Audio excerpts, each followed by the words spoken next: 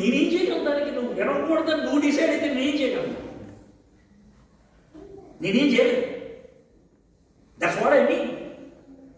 So if you have decided because you have some background, I'm so sorry. Herod had a background. He was given the information, but he did not take it. ఇంకేమైనా చూద్దాం. వీళ్ళు శాస్త్రులు పరిచయం చెప్పారు. వాళ్ళు ఏం చేశారు? They told him, in Bethlehem of Judah, for so it is written by the prophet, and you, O Bethlehem in the land of Judah, are by no means least among the rulers of Judah, for from you shall come a ruler who will shepherd my people Israel. బెత్లెహేములో పుడతాడు అనే మాట మీకా రాశాడు. మీకా ఎప్పుడు రాశాడు? 700 years ago. Look at this whole concept. Jesus Christ గురించి ఎందుకు ఇలా మాట్లాడుతున్నాం అంటే, ఆయన పుట్టింది పశువుల పాకలో. That is the lowest point. ఆయన పుట్టినప్పుడు ఆకాశంలో నక్షత్రం వచ్చింది. That is the highest point. ఆయన బెత్లెహేములో పుడతాడని 700 సంవత్సరాల ముందు చెప్పారు. Farthest point. ఆయన పుట్టినప్పుడు 800 కిలోమీటర్ల దూరం నుంచి తూర్పు దేశపు జ్ఞానులు వచ్చారు. That is the longest point. నీకు ఇంకేం చెప్పమంటావు? ఇంకేం చెప్పమంటావు?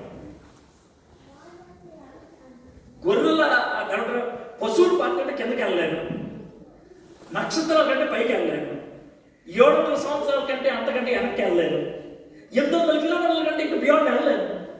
అంత అన్ని యాంగిల్స్ నుంచి ఇక్కడికి వచ్చి ఆగిపోయింది.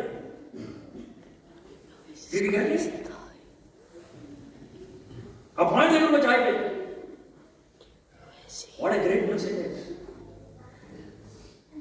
Then Herod summoned the wise men secretly and ascertained from them what time the star had appeared.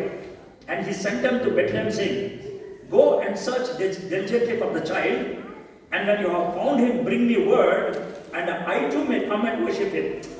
వాళ్ళు ఎందుకు రావాలి? జెరూసలేం నుంచి బెత్లెహేం ఎంత దూరం తెలుసా? 24 కిలోమీటర్స్. వీళ్ళు ఎంత దూరం నుంచి వచ్చారు తెలుసా? 800 కిలోమీటర్లు. రాజుగారు రే రథం కూడా పెట్టండి, మనం వెళ్ళిపోతాం అనొచ్చుగా. ఆయనకు 2 ఎవిడెన్స్ దొరికినా. ఎవరికి? Herod. Evidence number 1 sign star, evidence number 2 scripture.